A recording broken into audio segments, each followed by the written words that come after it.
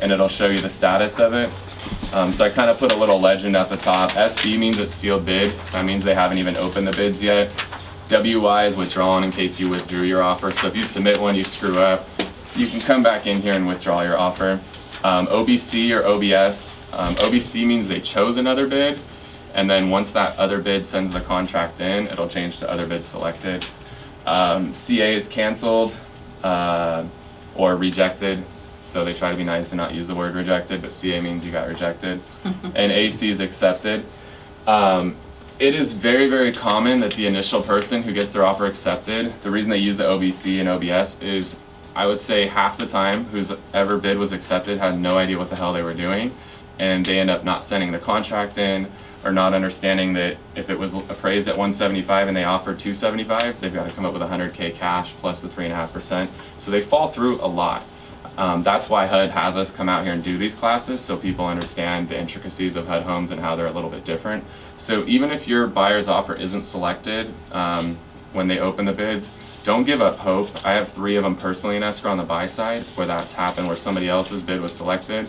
We ended up getting the property a week later because the other person either didn't send in the contract or didn't know what they're doing. So don't give up on it. Once it says OBS, then that means they've sent the contract in, they're moving forward. At that point, I definitely move on. But when it's still under OBC, I wouldn't give up on it at that point. The HUD sales contract, we set up web pages for both of the asset management companies. If you go to blb.whistlerealty.com, it'll go to their page with all their contracts. Or if you go to PEMCO, PEMCO.com, it'll go to their page with their contracts. Ideally, the listing agent should do their job and send you all the contracts and how-tos and all the need-to-know stuff. I know that our office does, but other agents might not. There's 5 agents total in San Diego County, 3 with BLB and 2 with PEMCO. Some of them do a better job than others helping out. Our office is available. If you guys get one accepted and you want to come into the office and have us work with you to fill the contract out, we're more than happy to. Even if it's somebody else's, we're available to help you guys out. So that's kind of our job, just to make sure you guys don't screw up and get everything done right so you don't lose a deal for your client. So we're totally available if you guys ever need help filling contracts out. So they'll have the contracts on their page. They'll have sample contracts showing you exactly how to fill it out. Typically there's just a cover page, and if you fill the cover page out, everything else is done for you. It's really, really easy. It's not hard to do. So just fill out the cover page. You'll need all the same information you needed to submit the offer. So all the buyer's info, you'll need your brokerage NAID number, which Steve can send you. You'll also, Steve, send them your tax ID number for the office. Those are like the unique things that they require on it. Everything else is just what price was it, what was the financing type, all that stuff. You'll put that on there.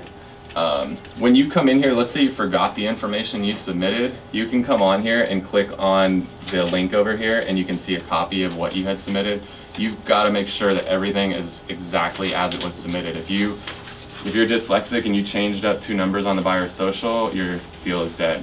If you changed up the numbers on the contract, from what you submitted and what online and what you submitted on paper, you'll lose the deal. So I would have 3 sets of eyes look over everything. So you can go on here and print a copy of your bid that you had submitted, and I would have that side by side with the contract. Make 100% sure you check it, have Steve check it, have your buyer check it, have a 4 set of eyes. Just be careful because HUD is ruthless. They will kill deals super quick for you. So just be extra diligent, making sure that you dotted your I's and crossed your T's on that stuff. Those are the main things. A couple other unique things to talk about. The contracts have to go to HUD. The EMD has to go to the listing broker. So this is a new change. In the past, you were stuck with one HUD escrow company. Now the buyer gets to choose their own escrow company. Buyer's paying for 100% of escrow and 100% of title. So keep that in mind. Their closing costs are going to be higher on HUD homes, so remember that. They do get to pick escrow and title, which is kind of unique for an REO. Normally you don't get to choose those things, but you're paying 100% of escrow, 100% of title. Power's off on these properties, so once your offer is selected, on their website there's a link of how to get utilities turned on. It's your responsibility to turn on utilities for inspections and appraisal. You can only have them on for 3 days.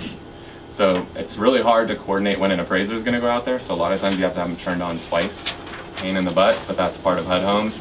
If you leave them on more than 3 days, HUD will kill the deal on you. So be cautious. plan ahead, get the utilities turned on. You can call SDG and say, hey, I need it turned on this day and off on this day, and they can set that stuff up ahead of time. So that part's a little bit tricky. Just know that you will have to have utilities turned on for inspections and or appraisal.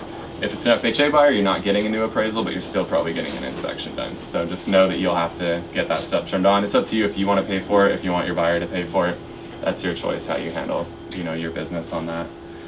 I'm trying to think if there's anything else new. That's pretty much everything as far as HUD Home. So I'm sure you guys have some questions. There's no dumb questions, I promise. If you have it, somebody else has that same question. I have a question. Yes, sir. I know there's no dumb questions, only dumb people, so I'm going to go first. Way to break the ice. So you're seeing the HUDs grow. We're There's seeing more more. and more of them on Yeah. a regular basis. You'll look on HUD Home Store, you'll see like 5 of them on there, but if you look at how many are pending, there's a Right. ton. So if you look at the overall number that are listed, if anything, it's either equal or greater than where it was last year, where most REO is down over 50%. So their inventory is definitely on the up. Because if you think everybody who did a loan over the last 5 years, 75% of them were FHA buyers. So Right. the majority of the homes that are going to be foreclosing, although there's not nearly as many, the majority of those that do foreclose are going to be FHA foreclosures, which ultimately become HUD homes.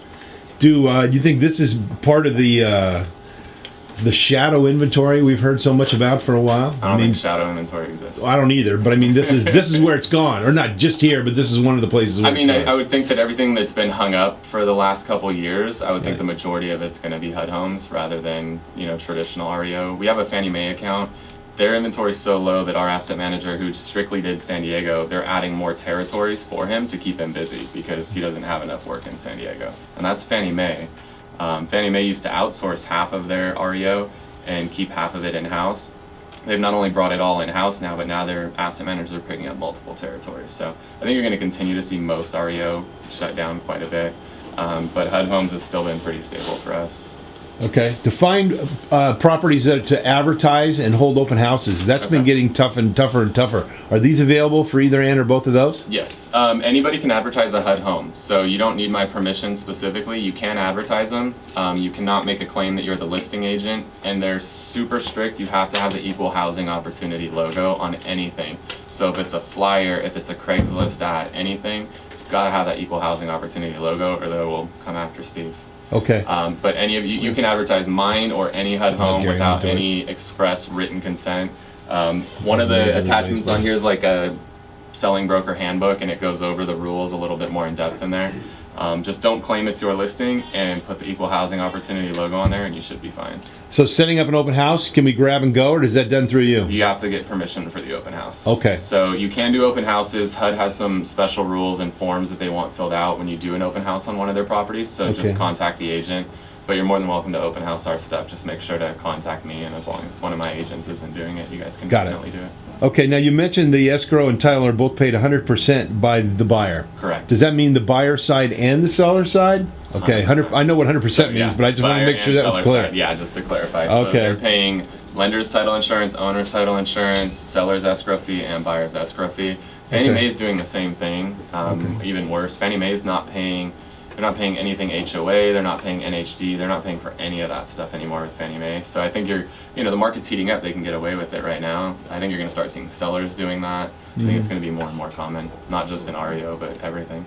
Okay, last one from me. Not that we're applying for the job, but how does HUD pick their listing agents? They want to see that you've sold a lot of HUD homes is the number one thing. So the contract was it's a contract basis, it's government. The contract was supposed to be up December of 2011, and we're now into April of 2013. They're the government, they move super slow. So we keep getting like a 1 month extension at a time. If you want to apply, it's on their website. There's like an LLB application somewhere on their website. The main things they're going to look for is that you're selling HUD homes. That's the number one thing they're going to ask you. How many HUD homes have you sold? And if you tell them none, they're going to be like, okay, next. So that's the best thing that you can do. They like, part of my job as a HUD listing broker is coming and educating people. We've done classes actually at that library for buyers, come do agent classes. You kind of have to be like an evangelist, just spreading the word and making sure that people know what they are. We do radio. We do TV, we do print, we do a newspaper, we do a ton of different things for HUD. So the actual job, 106 offers, I usually shoot myself, but I didn't actually have to touch a single offer. Just imagine trying to manage 106 offers. probably 100 of those are idiots who didn't follow directions. So it's easy because everything goes straight to HUD, and then HUD's like, hey, here's the one we selected, and we only have to deal with one person. So the job of, you know, actually running the HUD homes isn't that hard. So they're looking for you to do a lot of stuff outside of just managing a listing. So it's not as simple as just like, okay, cool, here's a new listing. All right, we're accepted, be done. You've got to be out being proactive in the community. This is very similar to what the VA loans were for a long time. Have you heard Matt mention in your office, I would think, in Yeah, years we past? tried getting the VA contract. Yeah. That's one we're definitely working on. It goes head to head with that all the way to Super the similar. sealed bid and everything else along that line. Okay, thank So, you. That's yeah, it for me. Any other questions? Yeah, those are the biggest things. Is you have less competition because not all brokers are HUD approved. You have more inventory. You have super strict rules regarding owner occupancy. And just to clarify, owner occupancy has to be primary residence for 1 year. So it can't be a second home. It's got to be primary for at least 12 months. Okay. I've got one last thing. I'm sorry, Yeah. Bob. The brokerage fee you made mention, and I saw the same thing for years with the VA. Would you consider 2.5 standard or 3 standard before you make Three. the Most 3? people, it automatically populates 3%, I believe. Okay. So most people leave it at 3. I'd always drop it at least $1. Okay. You got to do something to Yeah. literally, if it's $1 difference, that you're going to get Yeah. the property over somebody else. So we would always drop it at least $1, or get your buyer to come up. Either way, whether your buyer comes up a little bit or you drop your commission a little bit, you just got to set your offer apart from the rest. Because when there's 106 of them, you want to make sure that yours is, you know, you get it by a little hair over somebody else who doesn't know the little tricks. I've seen people that would the last 3 numbers would be 777, and somebody that went with a 999. And I'm not talking about the numbers that count, just the pennies and dollars at the end. I have a certain number that I like to use. Okay, good. Yeah. Thank you. Go for it. Do we find all the HUD homes, of course, on your website, but do we find the same amount on the MLS? I would stick to HUD Home Store. It's going to be more accurate than the MLS. All right. Some agents I've seen just this last week who kind of have them sitting contingent when they're not really contingent. What's on here is what's right. Whatever the MLS says, disregard it. This is the 100% most accurate information on HUD Home Store's website. It could be, they might not be being shady, they might just have not been updated by their asset manager yet. But either way, this is hands down the most accurate information. Gotcha, thank you. So we have a new listing we know is going to be coming up soon. I'm checking here every morning because once it goes active, I've got to type the whole thing up in the MLS and activate it. I'd rather have everything ready to go so I can just hit a button when the asset manager tells me to, rather than having to type it all up when they tell me. Because a lot of times they don't tell us till 4, 5, 6 o'clock. And then it's like, oh, you got to have the MLS printout to us today. I'm like, really? Like 6 o'clock? Come on, I'm having my beer. Happy hour. Right? So, yeah. So, Oh, great. what else?